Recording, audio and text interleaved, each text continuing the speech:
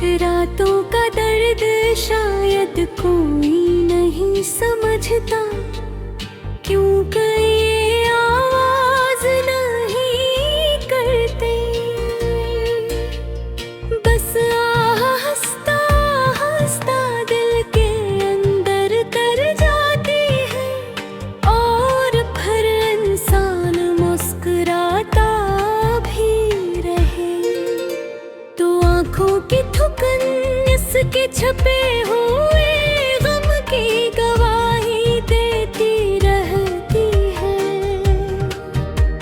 मैंने कभी नहीं सोचा था कि एक दिन तो वो